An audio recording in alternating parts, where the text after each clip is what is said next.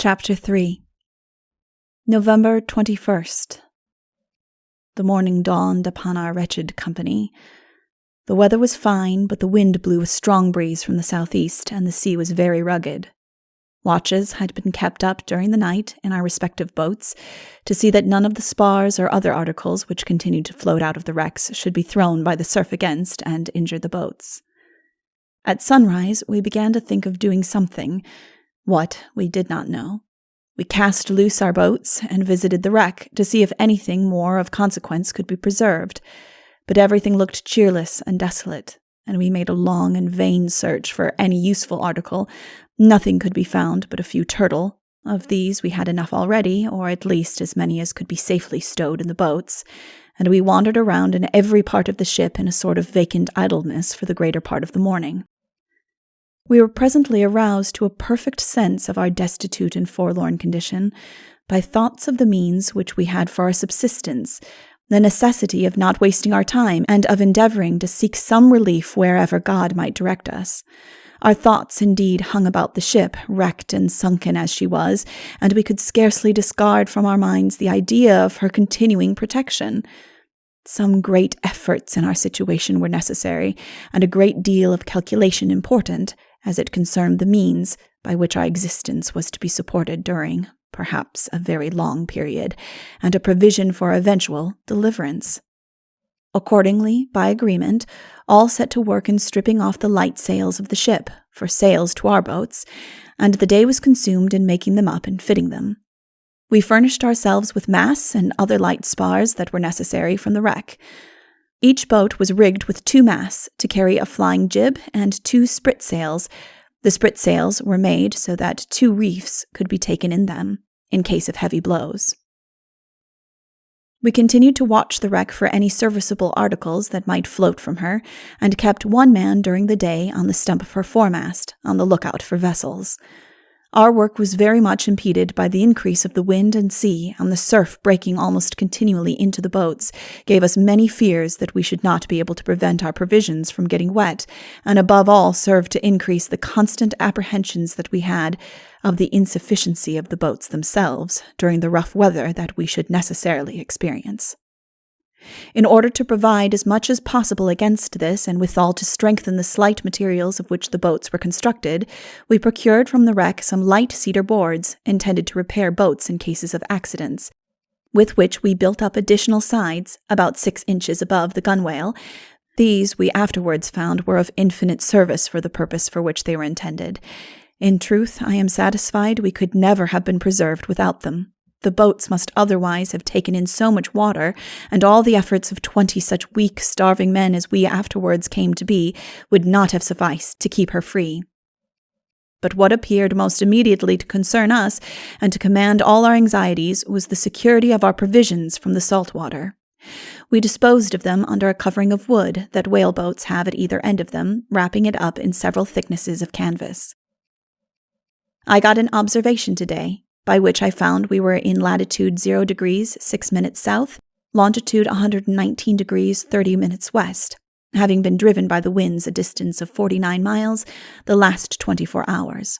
By this it would appear that there must have been a strong current setting us to the northwest during the whole time.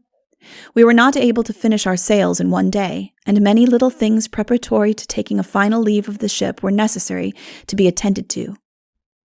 But evening came and put an end to our labors. We made the same arrangements for mooring the boats in safety, and consigned ourselves to the horrors of another tempestuous night. The wind continued to blow hard, keeping up a heavy sea and veering around from southeast to east and east-southeast. As the gloom of night approached and obliged us to desist from that employment, which cheated us out of some of the realities of our situation, we all of us again became mute and desponding. A considerable degree of alacrity had been manifested by many the preceding day, as their attention had been wholly engaged in scrutinizing the wreck and in constructing the sails and spars for the boats. But when they ceased to be occupied, they passed to a sudden fit of melancholy, and the miseries of their situation came upon them with such force as to produce spells of extreme debility, approaching almost to fainting. Our provisions were scarcely touched. The appetite was entirely gone. But as we had a great abundance of water, we indulged in frequent and copious draughts, which our parched mouths seemed continually to need. None asked for bread. Our continued state of anxiety during the night excluded all hopes of sleep. Still, although the solemn fact had been before me for nearly 2 days, my mind manifested the utmost repugnance to be reconciled to it.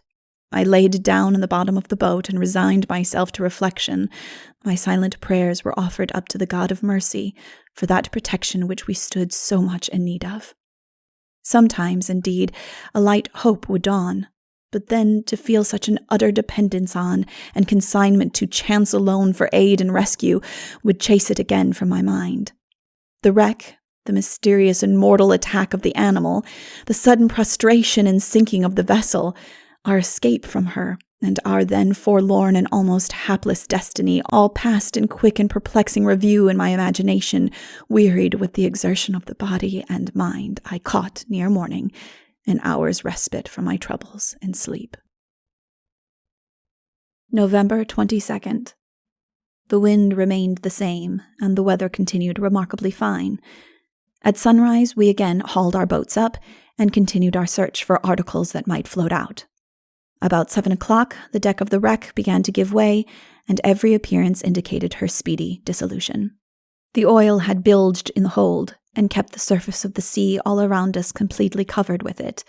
The bulkheads were all washed down, and she worked in every part of her joints and seams with the violent and continual breaking of the surf over her. Seeing at last that little or nothing further could be done by remaining with the wreck, and as it was all important that while our provisions lasted we should make the best possible use of time, I rowed up to the captain's boat and asked him what he intended to do.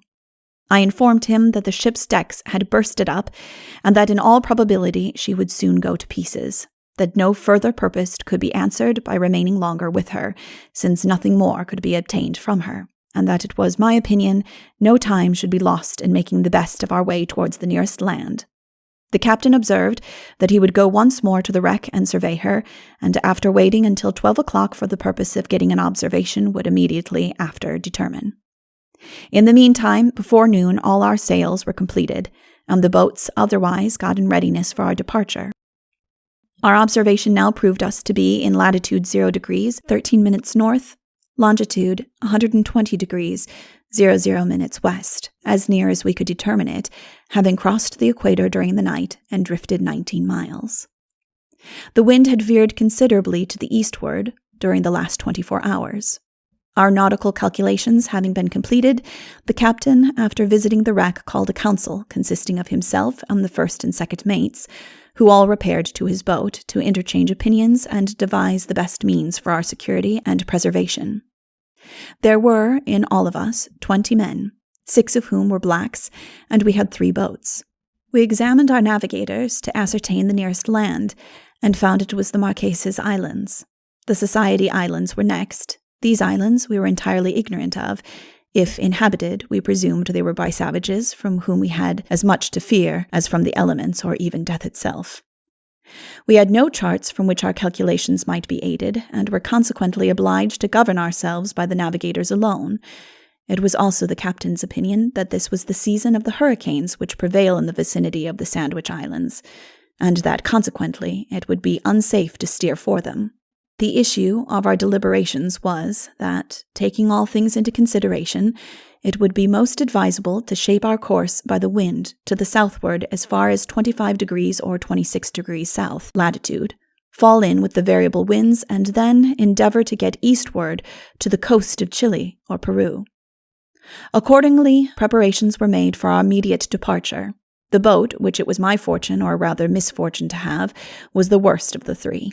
She was old and patched up, having been stove a number of times during the cruise. At best, a whaleboat is an extremely frail thing, the most so of any other kind of boat. They are what is called clinker-built, and constructed of the lightest materials for the purpose of being rowed with the greatest possible celerity, according to the necessities of the business for which they are intended. Of all species of vessels, they are the weakest, and most fragile, and possess but one advantage over any other, that of lightness and buoyancy, and enables them to keep above the dash of the sea with more facility than heavier ones. This qualification is, however, preferable to that of any other, and situated as we then were, I would not have exchanged her, old and crazy as she was, for even a ship's launch. I am quite confident that to this quality of our boats we most especially owed our preservation through the many days and nights of heavy weather that we afterwards encountered. In consideration of my having the weakest boat, 6 men were allotted to it, while those of the captain and second mate took 7 each, and at 12:30 we left the wreck, steering our course with nearly all sail set south-southeast. At 4 o'clock in the afternoon we lost sight of her entirely. Many were the lingering and sorrowful looks we cast behind us. It has appeared to me often since to have been in the abstract an extreme weakness and folly on our parts to have looked upon our shattered and sunken vessel with such an excessive fondness and regret, but it seemed as if in abandoning her we had parted with all hope, and were bending our course away from her rather by some dictate of despair. We agreed to keep together in our boats as nearly as possible, to afford assistance in cases of accident, and to render our reflections less melancholy by each other's presence. I found it on this occasion true that misery does indeed love company. Unaided and unencouraged by each other, there were with us many whose weak minds, I am confident, would have sunk under the dismal retrospections of the past catastrophe, and who did not possess either sense or firmness enough to contemplate our approaching destiny without the cheering of some more determined countenance than their own. The wind was strong all day, and the sea ran very high, our boat taking in water from her leaks continually, so that we were obliged to keep one man constantly bailing. During the night, the weather became extremely rugged, and the sea every now and then broke over us. By agreement, we were divided into 2 watches, one of which was to be constantly awake and doing the labors of the boat, such as bailing, setting, taking in, and trimming the sails. We kept our course very well together during this night, and had many opportunities of conversation with the men in the other boats, wherein the means and prospects of our deliverance were variously considered. It appeared from the opinions of all that we had most to hope for in the meeting with some vessel, and most probably some whaleship, the great majority of whom, in those seas, we imagined were cruising about the latitude we were then steering for. But this was only a hope, the realization of which did not in any degree depend on our own exertions, but on chance alone.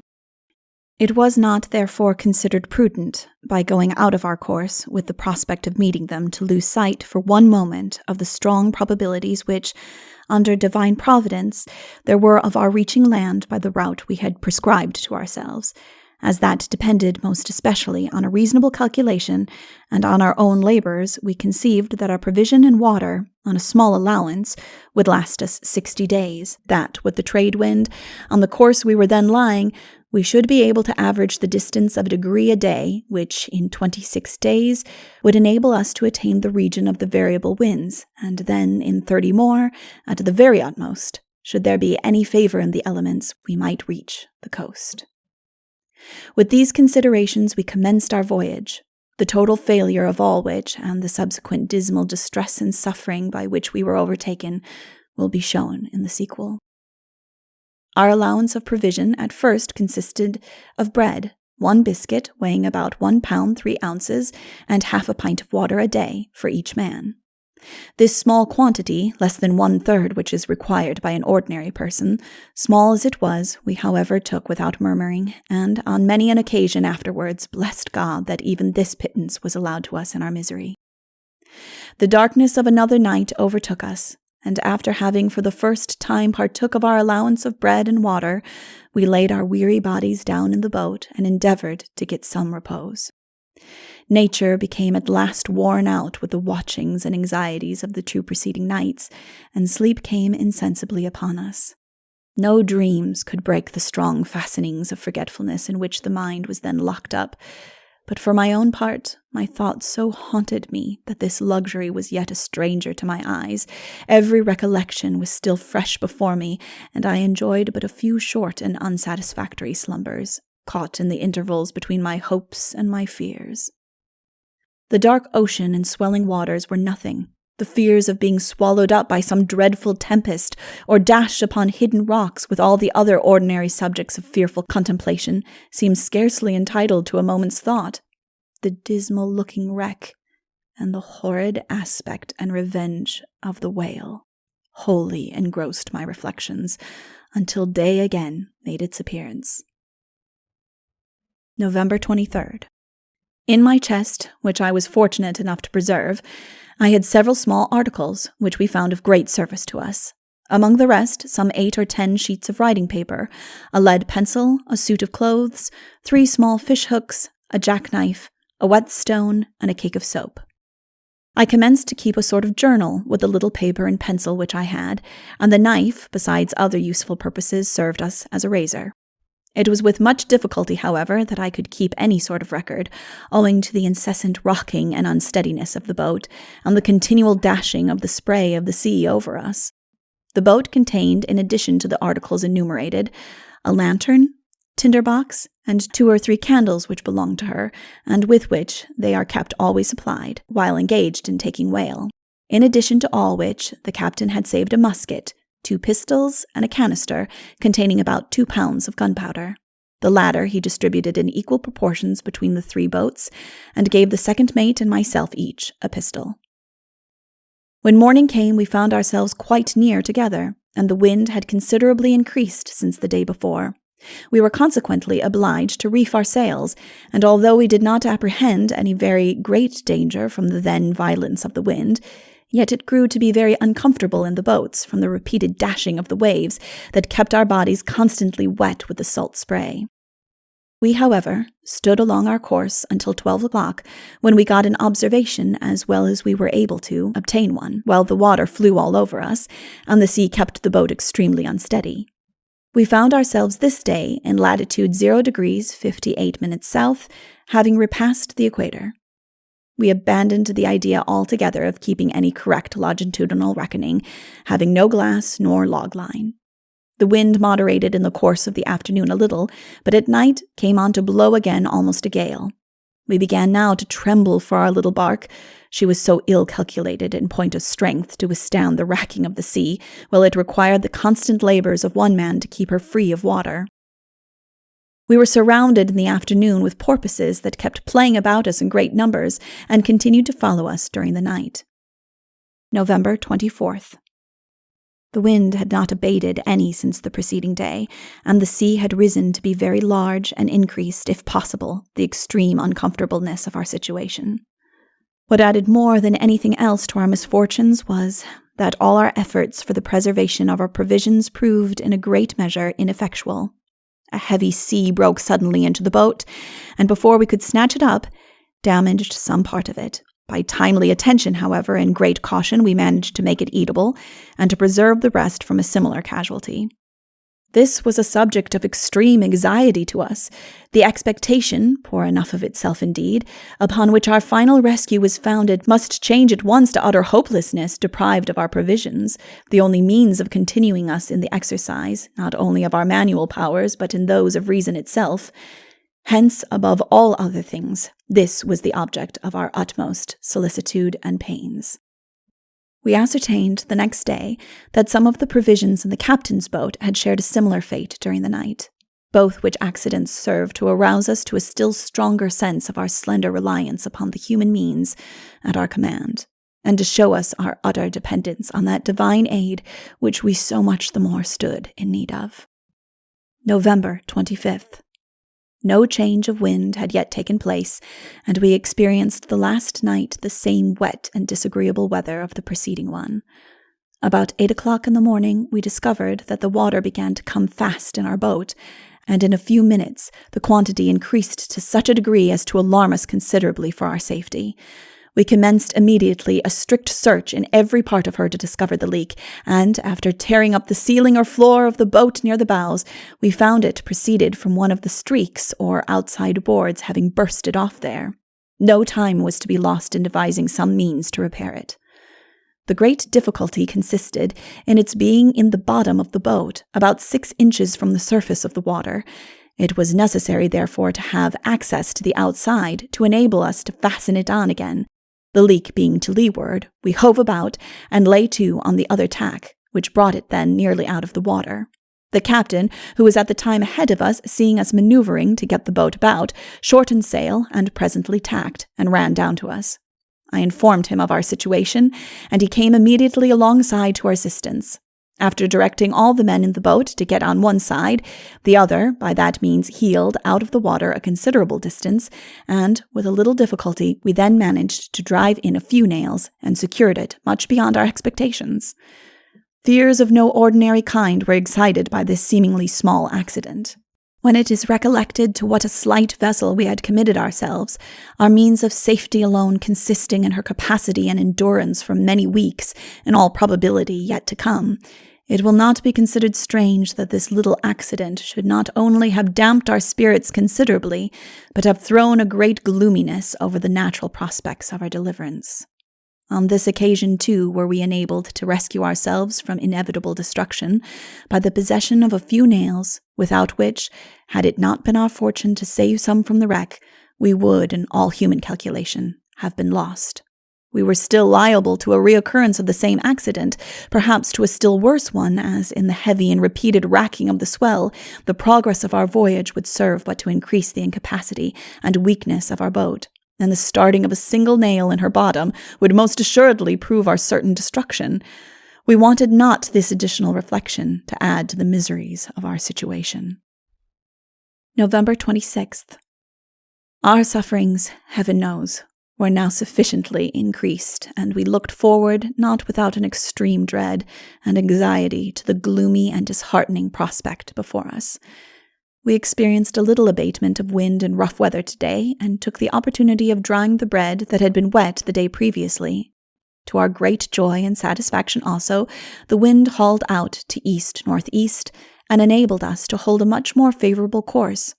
With these exceptions, no circumstance of any considerable interest occurred in the course of this day.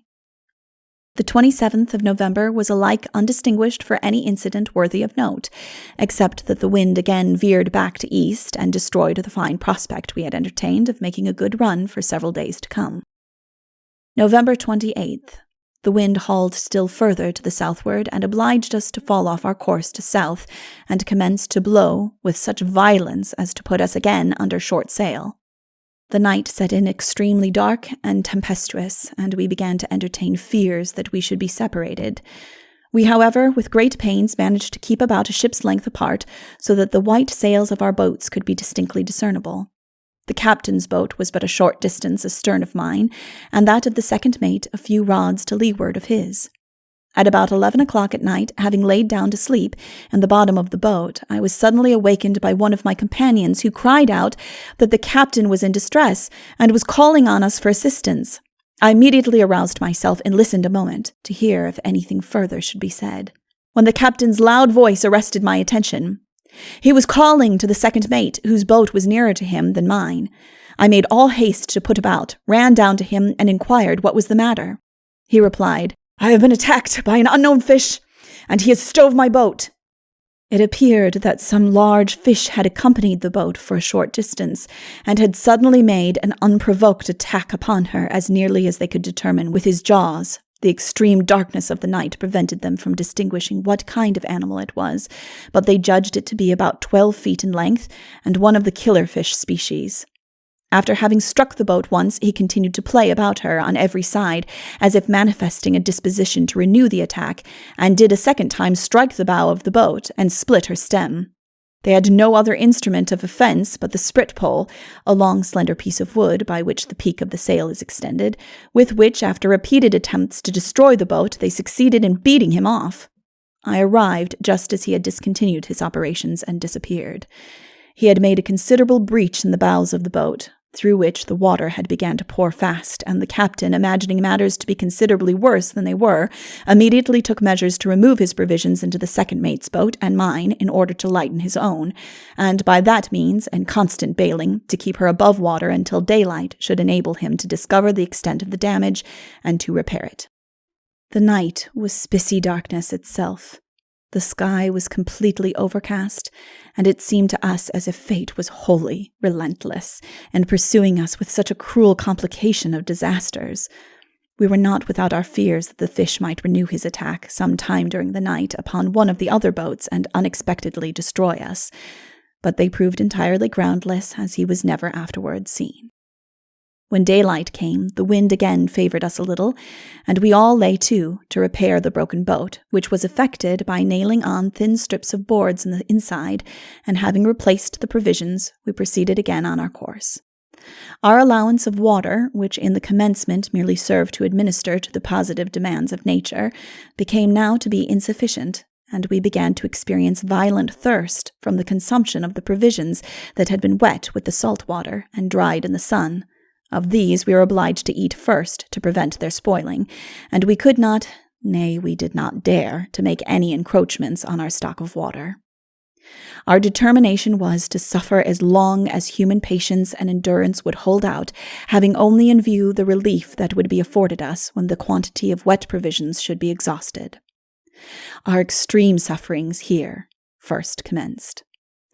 The privation of water is justly ranked among the most dreadful of the miseries of our life. The violence of raving thirst has no parallel in the catalogue of human calamities. It was our hard lot to have felt this in its extremest form, when necessity subsequently compelled us to seek resource from one of the offices of nature. We were not at first aware of the consequences of eating this bread, and it was not until the fatal effects of it had shown themselves to a degree of oppression that we could divine the cause of our extreme thirst. But, alas, there was no relief. Ignorant or instructed of the fact, it was alike immaterial. It composed a part of our subsistence, and reason imposed upon us the necessity of its immediate consumption, as otherwise it would have been lost to us entirely. November 29th. Our boats appeared to be growing daily more frail and insufficient. The continual flowing of the water into them seemed increased without our being able to assign it to anything else than a general weakness arising from causes that must in a short time, without some remedy or relief, produce their total failure. We did not neglect, however, to patch up and mend them, according to our means, whenever we could discover a broken or weak part. We this day found ourselves surrounded by a shoal of dolphins, some or one of which we tried in vain a long time to take. We made a small line from some rigging that was in the boat, fastened on one of the fish hooks, and tied to it a small piece of white rag. They took not the least notice of it, but continued playing around us nearly all day, mocking both our miseries and our efforts. November 30th. This was a remarkably fine day, the weather not exceeded by any that we had experienced since we left the wreck. At 1 o'clock, I proposed to our boat's crew to kill one of the turtle, 2 of which we had in our possession. I need not say that the proposition was hailed with the utmost enthusiasm. Hunger had set its ravenous gnawings upon our stomachs, and we waited with impatience to suck the warm, flowing blood of the animal. A small fire was kindled in the shell of the turtle, and after dividing the blood, of which there was about a gill, among those of us who felt disposed to drink it, we cooked the remainder, entrails and all, and enjoyed from it an unspeakably fine repast.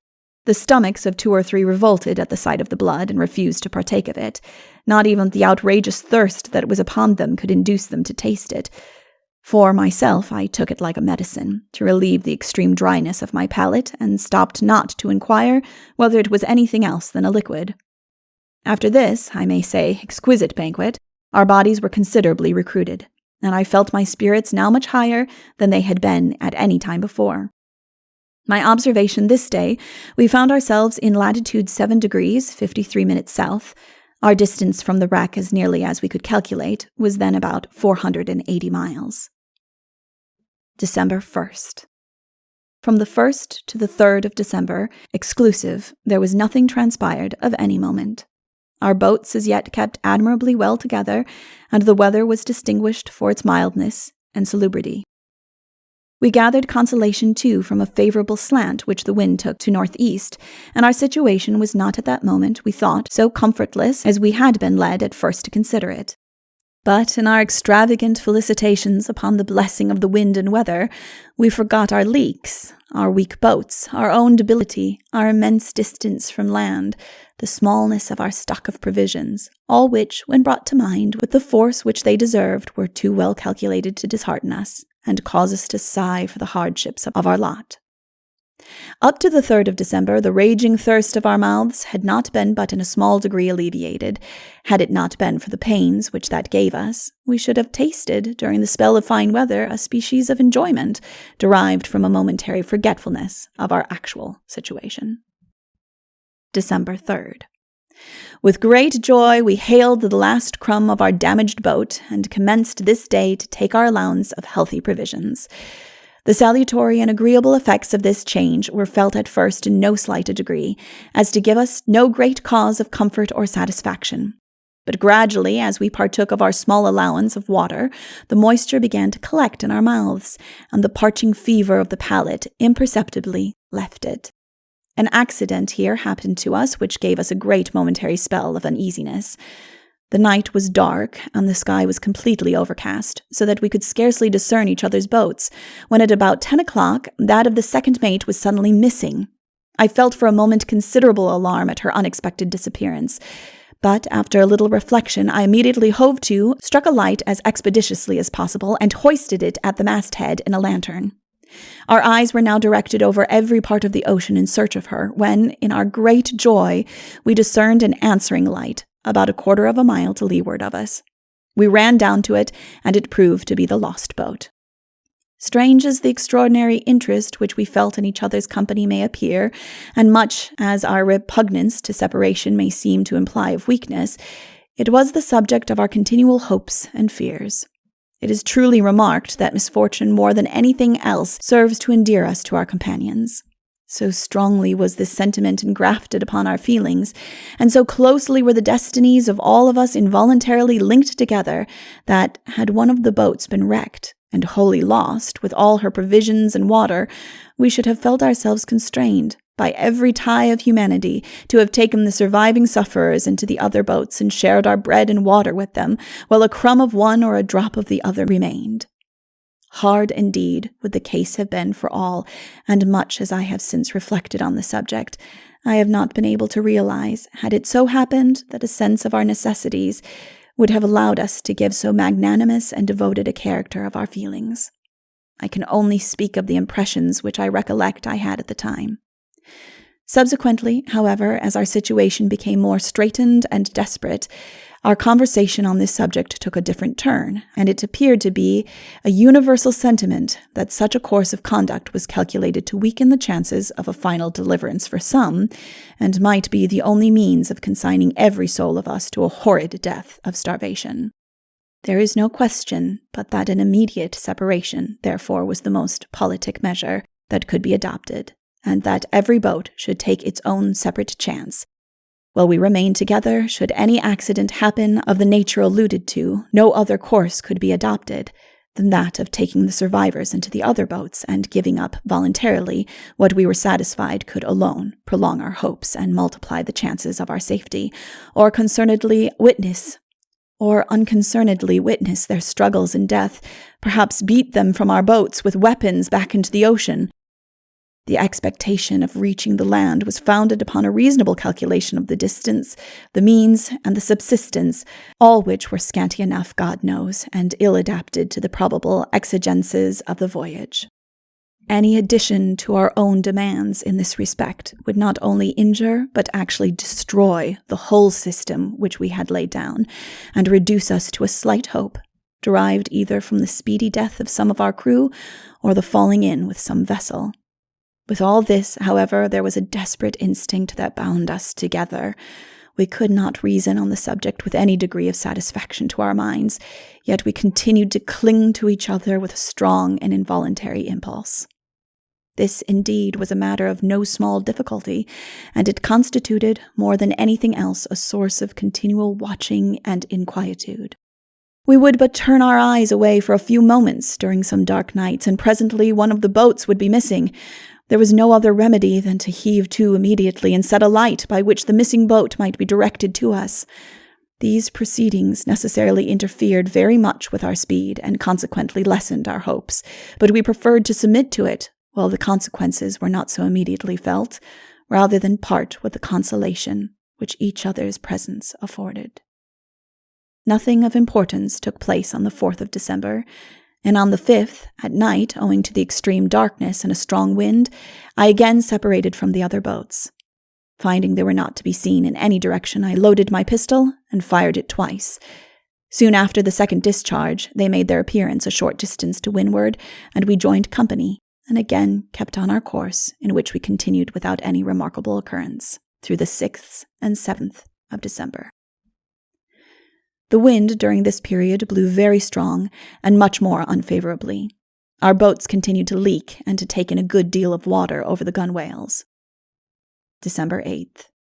In the afternoon of this day, the wind set in east-southeast and began to blow much harder than we had yet experienced it. By 12 o'clock at night, it had increased to a perfect gale with heavy showers of rain, and we now began, from these dreadful indications, to prepare ourselves for destruction. We continued to take in sail by degrees as the tempest gradually increased, until at last we were obliged to take down our masts. At this juncture we gave up entirely to the mercy of the waves. The sea and rain had wet us to the skin, and we sat down silently and with sullen resignation, awaiting our fate. We made an effort to catch some fresh water by spreading one of the sails, but after having spent a long time and obtained but a small quantity in a bucket, it proved to be quite as salt as that from the ocean.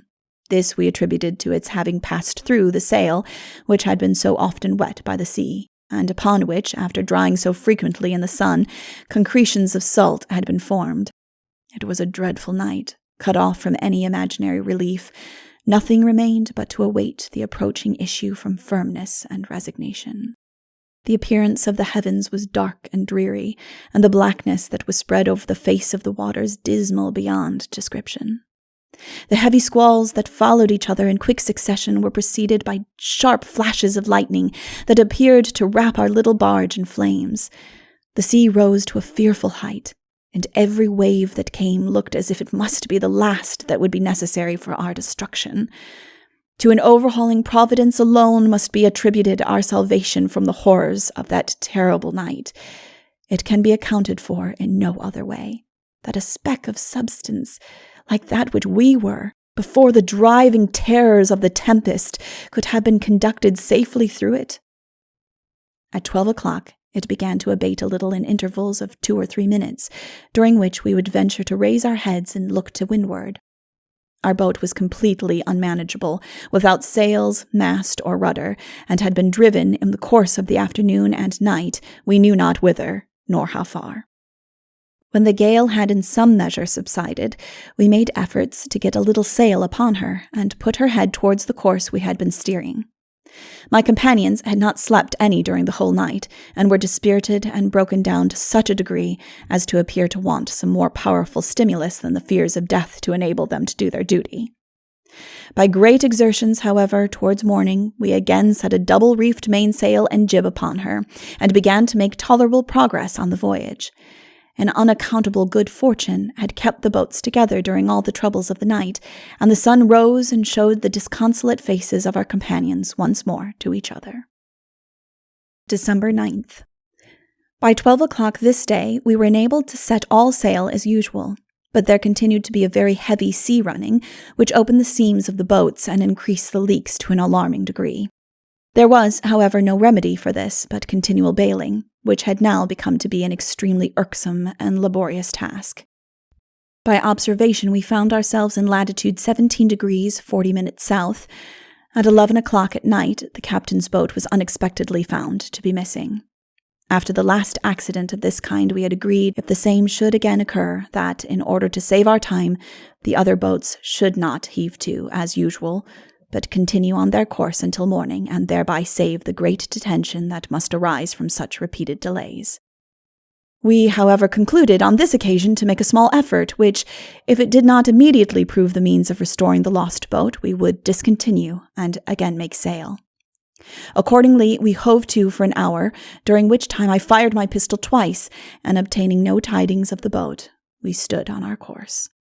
When daylight appeared, she was to leeward of us about 2 miles. Upon observing her, we immediately ran down and again joined company. December 10th. I have omitted to notice the gradual advances which hunger and thirst for the last 6 days had made upon us. as the time had lengthened since our departure from the wreck, and the allowance of provision making the demands of the appetite daily more and more importunate, they had created in us an almost uncontrollable temptation to violate our resolution and satisfy, for once, the hard yearnings of nature from our stock. But a little reflection served to convince us of the imprudence and unmanliness of the measure, and it was abandoned with a sort of melancholy effort of satisfaction. I had taken into custody, by common consent, all the provisions and water belonging to the boat, and was determined that no encroachments should be made upon it without my consent. Nay, I felt myself bound by every consideration of duty, by every dictate of sense, of prudence and discretion, without which, in my situation, all other exertions would have been folly itself, to protect them at the hazard of my life. For this purpose, I locked up in my chest the whole quantity, and never for a single moment closed my eyes without placing some part of my person in contact with the chest, and having loaded my pistol, kept it constantly about me.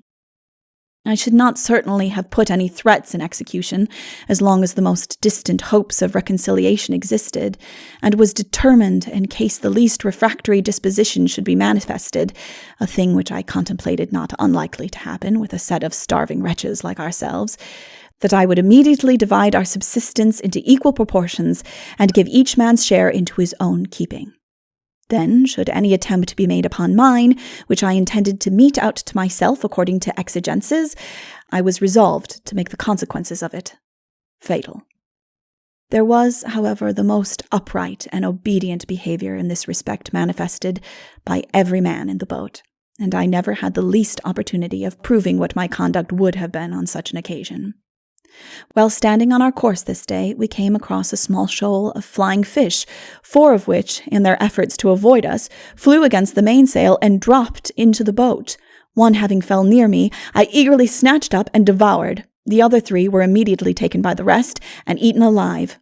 For the first time I, on this occasion, felt a disposition to laugh, upon witnessing the ludicrous and almost desperate efforts of my 5 companions, who each sought to get a fish. They were very small of the kind and constituted but an extremely delicate mouthful, scales, wings, and all, for hungry stomachs like ours. From the 11th to the 13th of December inclusive, our progress was very slow, owing to light winds and calms, and nothing transpired of any moment, except that on the 11th we killed the only remaining turtle and enjoyed another luxuriant repast that invigorated our bodies and gave a fresh flow to our spirits. The weather was extremely hot, and we were exposed to the full force of a meridian sun, without any covering to shield us from its burning influence, or the least breath of air to cool its parching rays. On the 13th day of December, we were blessed with a change of wind to the northward that brought us to a most welcome and unlooked-for relief. We now, for the first time, actually felt what might be deemed a reasonable hope of our deliverance. And with hearts bounding with satisfaction and bosoms swelling with joy, we made all sail to the eastward. We imagined we had run out of the trade winds and had got into the variables and should, in all probability, reach the land many days sooner than we expected. But alas, our anticipations were but a dream, from which we shortly experienced a cruel awaking. The wind gradually died away, and at night was succeeded by a perfect calm, more oppressive and disheartening to us from the bright prospects which had attended during the day. The gloomy reflections that this hard fortune had given birth to were succeeded by others of a no less cruel and discouraging nature, when we found the calm continue during the 14th, 15th, and 16th of December inclusive. The extreme oppression of the weather, the sudden and unexpected prostration of our hopes, and the consequent dejection of our spirits set us again to thinking and filled our souls with fearful and melancholy forebodings. In this state of affairs, seeing no alternative left us but to employ to the best advantage all human expedients in our power, I proposed on the 14th to reduce our allowance of provisions 1/2. No objections were made to this arrangement. All submitted, or seemed to do so, with an admirable fortitude and forbearance. The proportion which our stock of water bore to our bread was not large, and while the weather continued so oppressive, we did not think it advisable to diminish our scanty pittance. Indeed, it would have been scarcely possible to have done so, with any regard to our necessities, as our thirst had become now incessantly more intolerable than hunger, and the quantity then allowed was barely sufficient to keep the mouth in a state of moisture for about 1/3 of the time. Patience and long-suffering was the constant language of our lips, and a determination strong as the resolves of the soul could make it, to cling to existence as long as hope and breath remained to us. In vain was every expedient tried to relieve the raging fever of the throat by drinking salt water, and holding small quantities of it in the mouth, until by that means the thirst was increased to such a degree as even to drive us to despairing and vain relief from our own urine. Our sufferings during these calm days almost exceeded human belief. The hot rays of the sun beat down upon us to such a degree as to oblige us to hang over the gunwale of the boat into the sea to cool our weak and fainting bodies. This expedient afforded us, however, a grateful relief, and was productive of a discovery of infinite importance to us. No sooner had one of us got on the outside of the gunwale than he immediately observed the bottom of the boat to be covered with a species of small clam, which, upon being tasted, proved a most delicious and agreeable food. This was no sooner announced to us than we commenced to tear them off and eat them for a few minutes like a set of gluttons, and after having satisfied the immediate craving of the stomach, we gathered large quantities and laid them up in the boat. But hunger came upon us again in less than half an hour afterwards, within which time they had all disappeared. Upon attempting to get in again, we found ourselves so weak as to require each other's assistance. Indeed, had it not been for 3 of our crew who could not swim and who did not, therefore, get overboard, I know not by what means we should have been able to have resumed our situations in the boat. On the 15th, our boat continued to take in water so fast from her leaks, and the weather proving so moderate, we concluded to search out the bad places and endeavor to mend them as well as we should be able. After considerable search and removing the ceiling near the bows, we found the principal opening was occasioned by the starting of a plank or streak on the bottom of the boat next to the keel. To remedy this, it was now absolutely necessary to have access to the bottom, the means of doing which did not immediately occur to our minds. After a moment's reflection, however, one of the crew, Benjamin Lawrence, offered to tie a rope around his body, take a boat's hatchet in his hand, and thus go under the water and hold the hatchet against a nail to be driven through from the inside for the purpose of clenching it. This was accordingly all effected with such little trouble and answered the purpose much beyond our expectations. Our latitude was this day 21 degrees 42 minutes south. The oppression of the weather still continuing through the 16th bore upon our health and spirits with an amazing force and severity.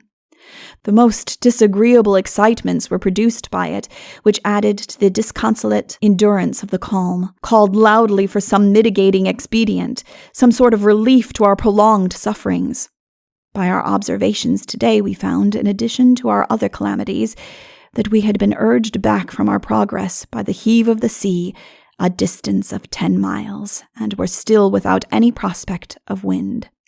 In this distressing posture of our affairs, the captain proposed that we should commence rowing, which being seconded by all, we immediately concluded to take a double allowance of provision and water for the day, and row during the cool of the nights until we should get a breeze from some quarter or other. Accordingly, when night came, we commenced our laborious operations.